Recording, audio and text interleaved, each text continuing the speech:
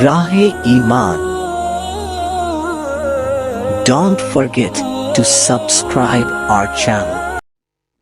الرحمن الرحيم نحمده ونصلي على رسوله الكريم أما بعد.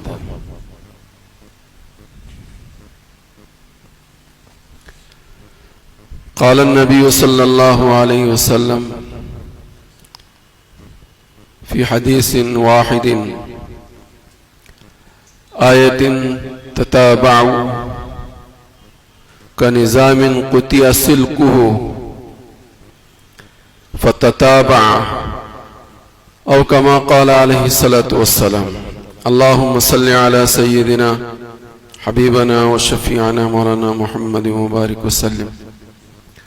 اللهم صل على سيدنا حبيبنا وشفيعنا مولانا محمد وبارك وسلم.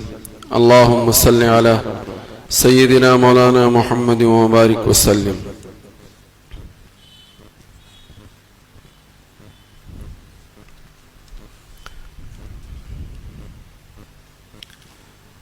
بہتر ہے کہ موقع کو غنیمت سمجھ کر ان مذاکروں کو سنے اور سنایا جائے،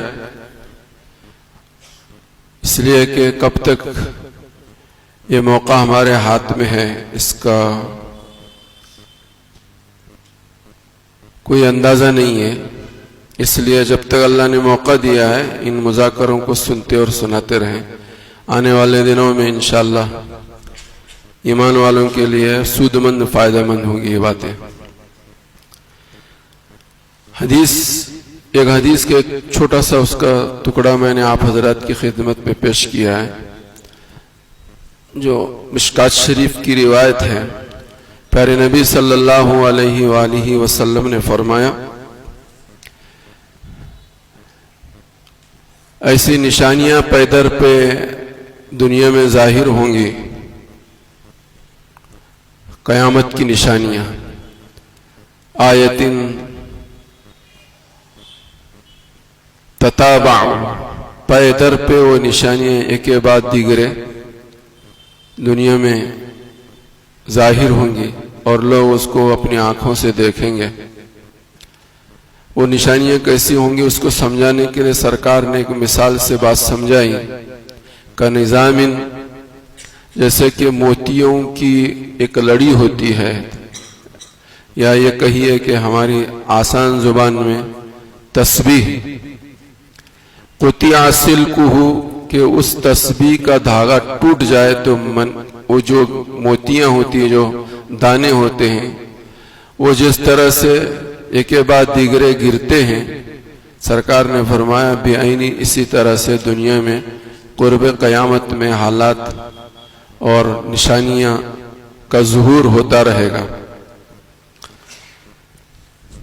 اور وہ کن کن حالات، کیسے کیسے حالات آئیں گے، سرکار نے ساری چیزوں کو حدیث پاک کے اندر واضح طور پر بیان کر دیا ہے. ان کو بیان کرنے کا مقصد، ایک مقصد تو یہ ہے کہ ہم صبر و تحمل سے کام لیں. بے صبری یہ اچھی چیز نہیں ہے. ہر زمانے میں مسلمانوں کے لیے، ایمان والوں کے لیے یہ مضر رہی ہے. اسی لیے قرآن کریم نے جگہ جگہ اس بات کی دعوت دی ہے، یا ایھا الذین آمنوا استعینوا بالصبر. صبر کا تذکرہ سب سے پہلے فرمایا. اے ایمان والو، اللہ کی مدد حاصل کرو صبر سے. یعنی صبر کے کرنے پر صابرین کو اللہ کی مدد ملتی ہے. تو سرکار نے جو حالات دنیا میں رونما ہونے والے ہیں اس کی نشاندہی فرمائی کہ ان حالات کے رونما ہونے سے پہلے ہمارے اندر یہ خوبی پیدا ہونی چاہیے کہ ہم صبر و تحمل سے کام لینے والے بنیں. دوسری غرض و غایت یہ ہے کہ ان حالات کے آنے سے پہلے ذہنی اور جسمانی اعتبار سے اور اسباب کی دنیا میں اسباب کے راستے سے ہم ان کے دفاع کرنے کی حتی الامکان کوشش کریں. ذہنی اعتبار سے بھی اپنے آپ کو تیار کرنا، جسمانی اعتبار سے بھی اپنے آپ کو تیار کرنا، اور امکانی حد تک ان حالات میں اپنے آپ کو بچانے کی ہر ممکن کوشش جو کر سکتے ہیں وہ کرنے کی تیاری کرنا، وہ کرنے کی تیاری کرنا. اسی لیے سرکار نے قبل از وقت اس کی نشاندہی فرمائی کہ دیکھو قرب قیامت میں یہ حالات آئیں گے، یہ حالات آئیں گے، یہ حالات آئیں گے، تمہارے اوپر یہ ظلم ہوگا، یہ زیادتیاں ہوں گی وغیرہ ذالک. ان سب کی سرکار نے نشاندہی کی. اس کی دوسری وجہ جو میں نے آپ حضرات کی خدمت میں پیش کیا وہ یہ ہے کہ ذہنی اعتبار سے بھی اور جسمانی اعتبار سے بھی، اور پھر حتی الامکان ان حالات کو کا دفاع کرنے کی ڈیفنس طاقت جو ممکن ہو، جو کر سکتے ہو وہ کرنے کی کوشش کرنا، اور ان اسباب کو حاصل کرنے کے لیے اپنے آپ کو تیار رکھنا. اس کے لیے سرکار مدینہ محمد عربی صلی اللہ علیہ وسلم نے یہ بیان فرمایا. تیسری چیز کہ دیکھو صبر و تحمل تو یہ ضروری ہے ہی ہے، اور ذہنی اعتبار سے، جسمانی اعتبار سے، مادی اعتبار سے حتی الامکان اس کی کوشش کرتے ہوئے سب سے بڑی چیز جو ہے کہ ان حالات میں اپنے آپ کو ایمان اور اعمال پر جمانا. یہ جتنے حالات دنیا میں آئیں گے ان کی بنیادی وجہ بے ایمانوں کی طرف سے یہ ہے کہ ایمان والوں کا ایمان سلب ہو جائے، ایمان والوں کا ایمان ختم ہو جائے. یہ اسی کے لیے ان کی انتک کوشش ہے. قرآن نے واضح طور پر یہ بات کہی ہے، یہ ظالم دنیا میں جو ظلم کر رہے ہیں، یہ ظلم سے اس وقت تک باز نہیں آئیں گے جب تک کہ وہ ہم بھی ان کے شانہ بشانہ نہ ہو جائیں، اور ہم بھی وہی بولنے لگے جو وہ بولوانا چاہتے ہیں، وہ کام کرنے والے نہ بن جائے جو وہ کام کروانا چاہتے ہیں. اس وقت اس سے پہلے تو ان کا راضی ہونا ہم سے ناممکن ہے.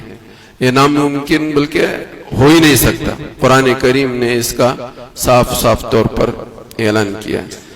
تو یہ 2-3 چیزیں میں نے آپ حضرات کی خدمت میں رکھی ہیں. اللہ کرے کہ ہم سب اس کو سمجھیں. حدیث پاک کے اندر کیا کیا حالات آئیں گے، سرکار مدینہ محمد عربی صلی اللہ علیہ وسلم نے اتنی روایتیں، اتنے حالات بیان فرمائے ہیں کہ جن کا احاطہ بہت مشکل ہے. اور اتنی کتابیں ہیں، اور وہ کتابیں ہمارے علاقے میں بھی مہیا نہیں. بہت ساری کتابیں، حدیث کی کتابیں جو ہیں وہ گنی چنی چند کتابیں جو ہیں وہ ہمارے پاس ہمارے علاقے کے اندر مدارس میں اور ہمارے یہاں موجود ہیں. بہت ساری کتابیں وہ ہیں کہ جن کتابوں کے اندر یہ علم بکھرا ہوا ہے، اس کو سمیٹنے کی ضرورت ہے، ان کتابوں سے چھانٹنے کی ضرورت ہے. ایک مستقل کام ہے. بہرحال جتنا ہو سکتا ہے ان کو آپ حضرات کی خدمت میں رکھنے کی کوشش کی جاتی ہے، اور کی جاتی رہی ہے اور کی جاتی رہے گی انشاءاللہ. اللہ ان خدمات کو قبول فرمائے، اور ہمارے اور آپ کے لیے دنیا میں ایمان اور اعمال پر جمنے اور موت کے بعد ہماری اور آپ کی نجات کا ذریعہ اور سبب اور بہانہ بنائے. سرکار مدینہ محمد عربی صلی اللہ علیہ وسلم نے ایک موقع پر فتنوں کا تذکرہ کرتے ہوئے سرکار نے فرمایا کہ دنیا کے اندر فتنہ احلاس ہوگا. لمبی روایت ہے، سرکار نے فرمایا، اس میں سرکار نے فرمایا کہ دنیا میں فتنہ احلاس ہوگا. لفظ احلاس ایک ایسا لفظ تھا کہ جس کو صحابہ نہیں سمجھ سکے. تو انہوں نے کہا قالو یا رسول اللہ مل احلاس، یہ احلاس کیا چیز ہے؟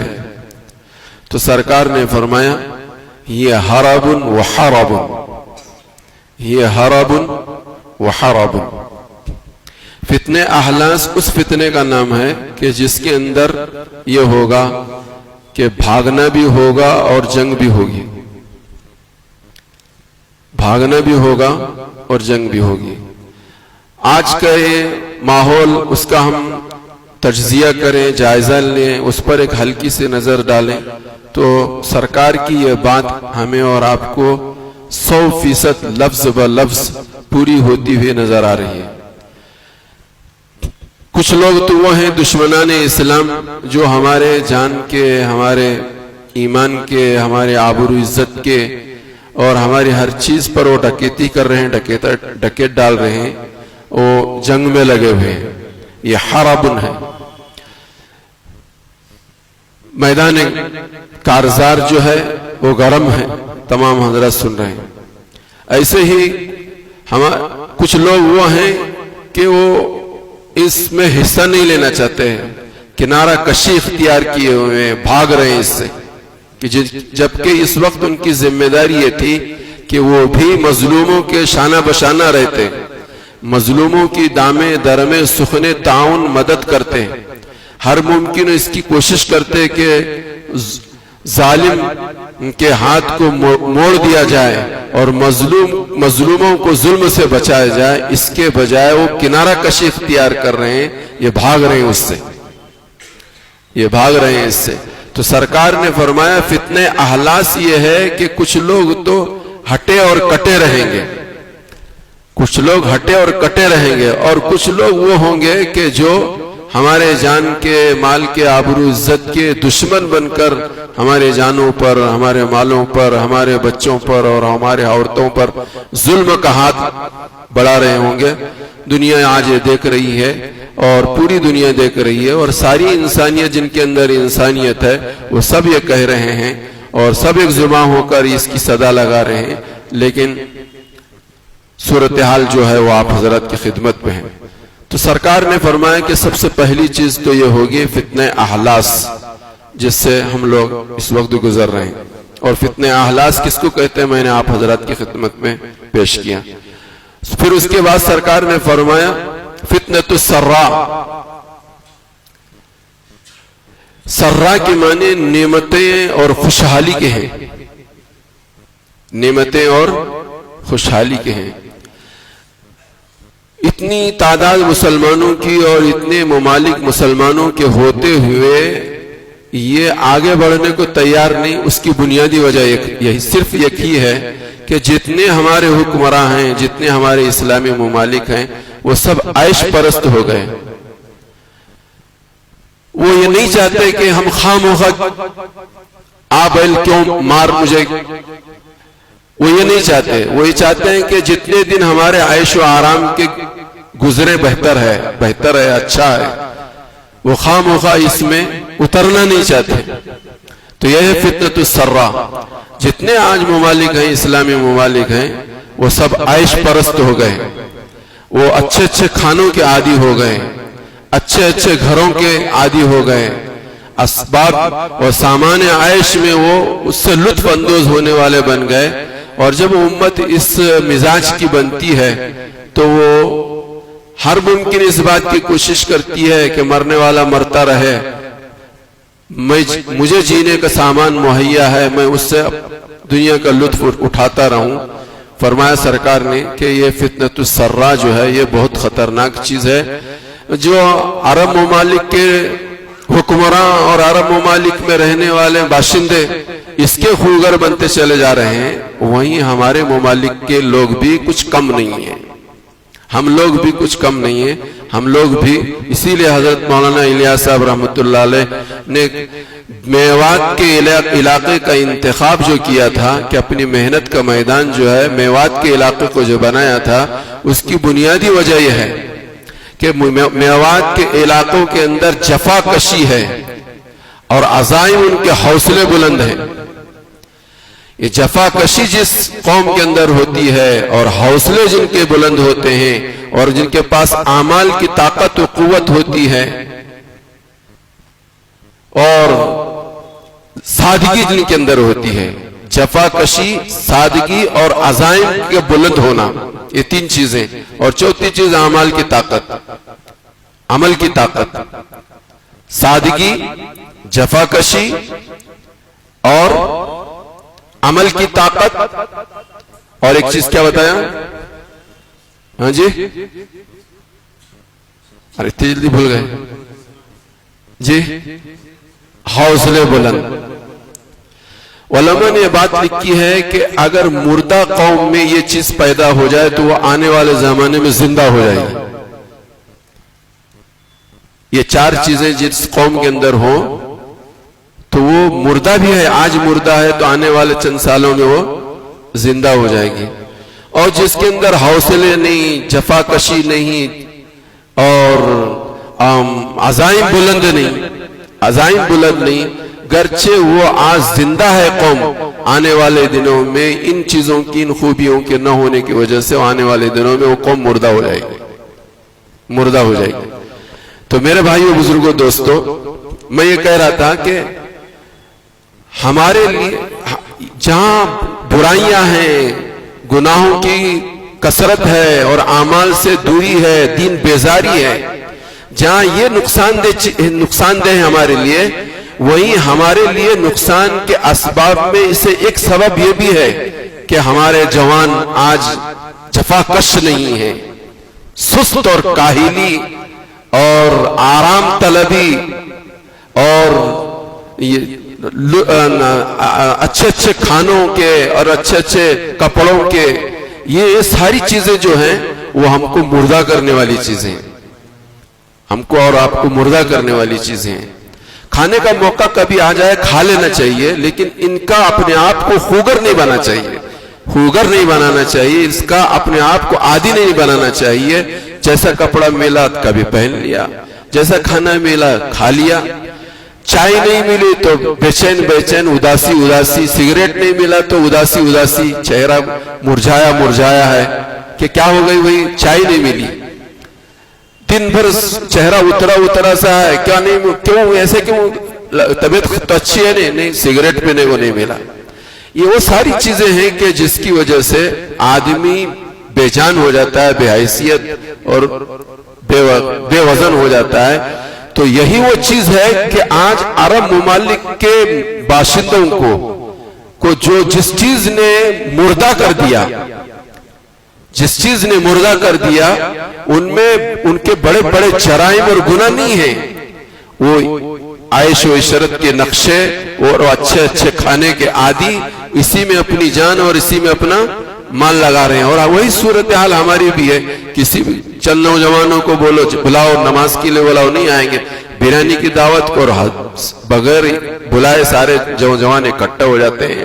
اور آج کل جو ہے کوئی پروگرام اور کوئی پلان اور کوئی کام کسی کی سپرد کرنا ہے تو ایک ہی کام کرو، دوسرا اور کچھ کام کرنے کی ضرورت نہیں. بہترین بریانی بلاؤ اور اکٹھا کرو اور پھر ان کے کام سپرد کر دو. تو سرکار مدینہ محمد عربی صلی اللہ علیہ وآلہ وسلم کی جو میں فتنہ سنایا، فتنۃ السرا، کہ آج جو اسرائیل کے چاروں طرف اسلامی ممالک 22 ہیں، لیکن کوئی بھی نہیں چاہتا کہ ہم اس میں حصہ لیں. کیوں نہیں چاہتا؟ اس لیے نہیں چاہتا کہ خامخواہ ہم اس میں کود کر اپنی تباہی اور اپنی بربادی اور یہ مصیبت ہم اپنے کاندھوں پر کیوں لیں. یہی اس چیز ہے. اور اپنے عیش و آرام کو قربان نہیں کرنا چاہتے، نہ پبلک چاہتی ہے نہ وہاں کے حکمراں چاہتے ہیں. تو سرکار مدینہ محمد عربی صلی اللہ علیہ وسلم نے فرمایا فتنۃ السرا ہوگا. پھر یہ فتنۃ السرا ایسا ہوگا کہ ان حالات میں لوگ ایسے آدمیوں کو اپنا ذمہ دار بنائیں گے جو اس کام کا اہل نہیں ہوگا. جب وہ کام کا اہل نہیں ہوگا تو ملک کا نظام سارا درم برم ہو جائے گا. اور بالکل ہمارے ممالک جو ہیں اسی کی طرف جا رہے ہیں. آنے والے دنوں میں سارا ان کا نظام دھرم برم ہو جائے گا. اور پھر سعودیہ کے اندر کیا کہتے ہیں خلیفہ کے لیے مسئلے کھڑے ہو جائیں گے اور پھر وہ مسئلہ حل ہوگا.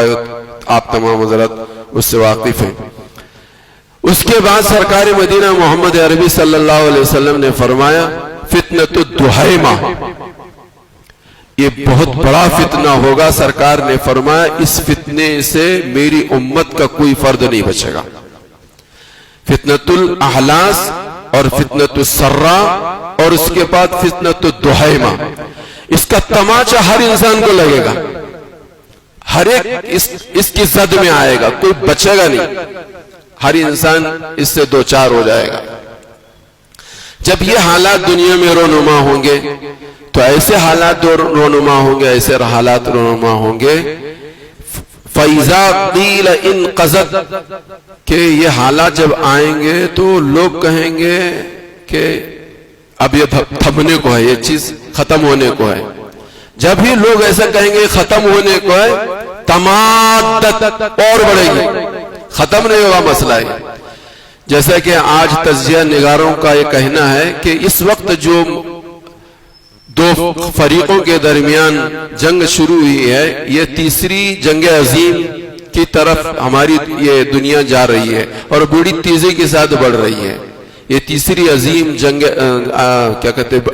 جنگ عظیم ہے، اس کی طرف یہ دنیا جا رہی ہے۔ سرکار مدینہ محمد عربی صلی اللہ علیہ وسلم نے فرمایا کہ یہ وہ موقع ہوگا کہ لوگ کہیں گے کہ اب تھمے گی، اب تھمے گی، تھمے گی نہیں، بڑھے گی، یہ تھمے گی نہیں، بڑھے گی۔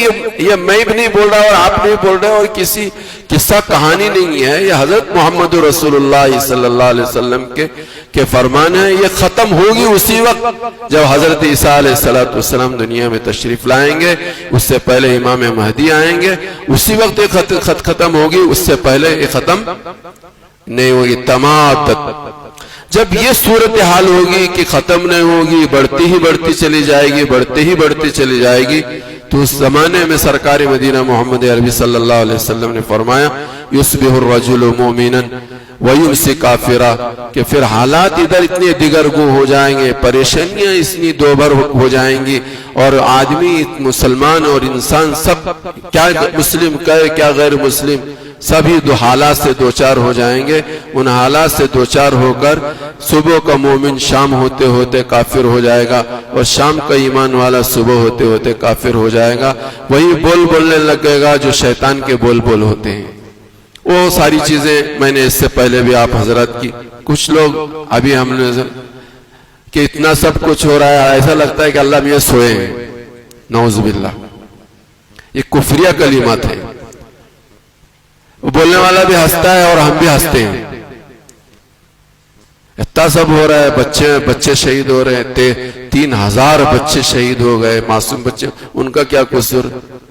اللہ کو گیا دیگرہ نہیں گئے، ایسا لگتا ہے اللہ سویا ہوا ہے۔ لا الہ الا اللہ محمد رسول اللہ۔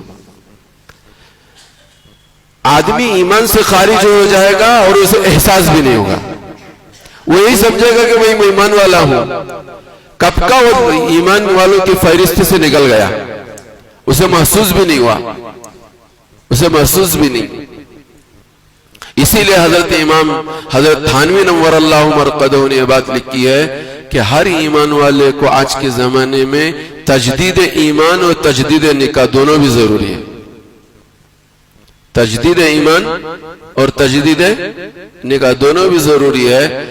ایسے بول، ایسے کام، ایسی حرکتیں ہم اور آپ سے غیر شعوری طور پر یا جہالت کی وجہ سے ہو رہی ہیں کہ جن کی وجہ سے ہم اسلام سے خارج ہو رہے ہیں، لیکن ہمیں اس کا احساس نہیں۔ اس کے لیے ہمیشہ ہر وقت تکیہ کلام بناؤ اپنا، لا الہ الا اللہ، اٹھ رہے ہیں بیٹھ رہے ہیں، لا الہ الا اللہ، لا الہ الا اللہ محمد رسول اللہ، لا الہ الا اللہ محمد رسول اللہ، چلتے پھرتے اٹھتے بیٹھتے جیتے جاگتے ہمیشہ اس کو اپنا تکیہ کلام بناؤ، تو ہی جا کر کہیں ہم اپنے ایمان کو اور اسلام کو بچا سکیں گے۔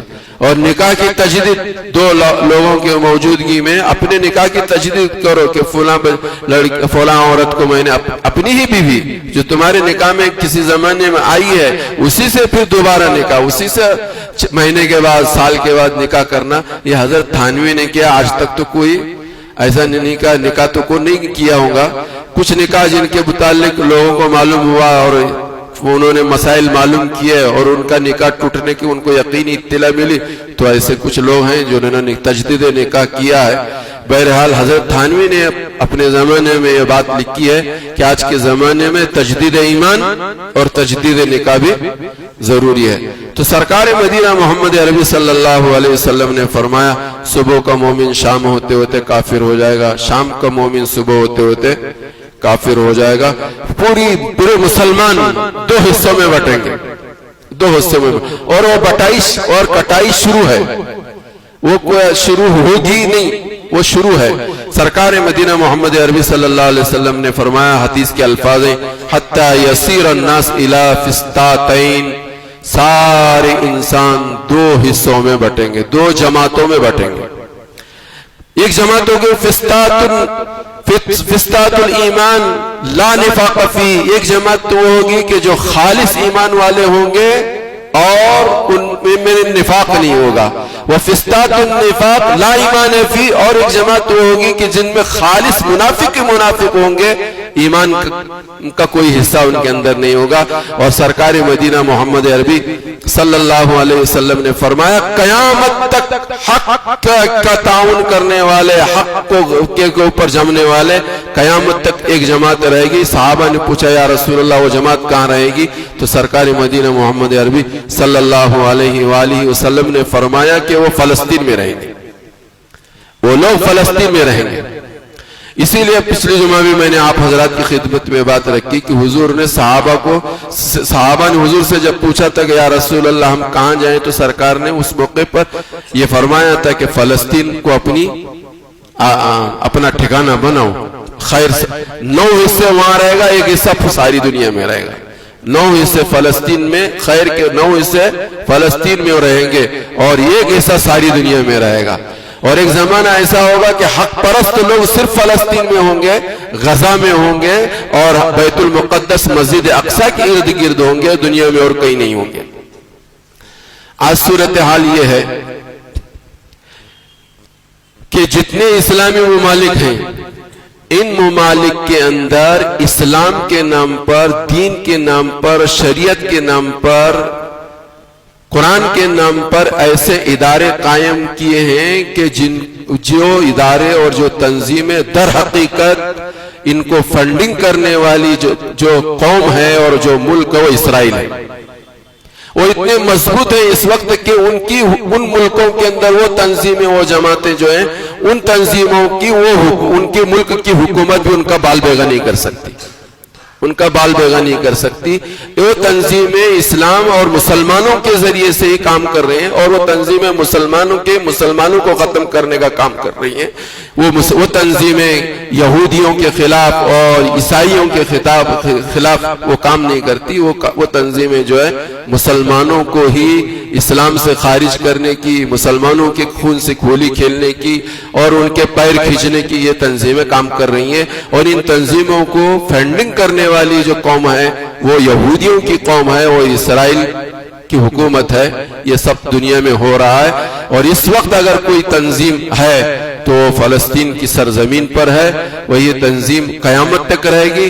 ہماری اور آپ کی سب کی ذمہ داری ہے کہ ہم بھی کیا کہتے ہیں اس کا حصے دار بنے، اس میں حصہ اپنا شریک کرنے کی کوشش کریں۔ اللہ ہم سب کو عمل کی توفیق عطا فرمائے۔ تو یہ جماعت جو ہے فلسطین کی سرزمین پہ رہے گی، اور حضرت عیسیٰ علیہ السلام بھی دنیا میں تشریف لائیں گے، وہ بھی فلسطین میں آئیں گے۔ امام مہدی گرچہ وہ مدینہ میں پیدا ہوں گے، ان کا مہدی ہونے کا اظہار جو ہوگا وہ مکہ مکرمہ میں ہوگا، لیکن پھر یہاں سے قافلہ بنا کر، جماعت بنا کر، یہ بھی حضرت مہدی بھی جو ہیں وہ بھی ملک شام ہی رخصت ہوں گے اور چلے جائیں گے، اور وہیں سے وہ باطل کا مقابلہ کریں گے اور حق کا بول بالا وہیں پر ہوگا۔ یہ ساری چیزیں آپ حضرت کی خدمت میں قرآن و حدیث کی روشنی میں رکھی جا رہی ہیں۔ وہ بالکل جیسے کہ بار بار ہمارے اسلاف بھی، ہمارے بزرگ بھی وہ کہہ رہے ہیں کہ امام مہدی کے ظہور کا اور خروج دجال کا اور نزول حضرت عیسیٰ علیہ السلام کا زمانہ بالکل قریب ہے۔ اس زمانے میں ہم سب کو ہر اعتبار سے، ذہنی اعتبار سے، جسمانی اعتبار سے، ایمانی اعتبار سے اپنی پوری فکر کرنے، ایمان و اعمال کو تازہ کرنے، نمازوں کا اہتمام اور پابندی کرنے، ان سب کی طرف دعاؤں اور استغفار کی طرف توجہ دینے، اور اپنے جہاں بہت ساری چیزیں میں نے آپ حضرت کی خدمت میں رکھی، اپنے جان کی اور بالخصوص مال کی جہاں تک ہو سکے حفاظت کرنا، اس کو محفوظ کرنا۔ آنے والے دنوں میں مسلمان، اسلام اور مظلوموں کے لیے اس میں اپنا حصہ رکھنا، یہ سب کی ضرورت ہے۔ اللہ ہم سب کو سمجھنے کی توفیق عطا فرمائے۔ وآخر دعوانا ان الحمدللہ رب العالمین۔ ایک دو اعلانات ہیں۔ ایک تو ہے مدینہ فاؤنڈیشن کی طرف سے 12 نومبر بروز اتوار کو صبح 10 بجے سے 9 بجے تک مفت میڈیکل جانچ کا پروگرام رکھا گیا ہے، جس میں ہڈیوں کا خصوصی طور پر علاج ہوگا۔ آپ تمام حضرات سے گزارش ہے اس سے فائدہ اٹھائیں۔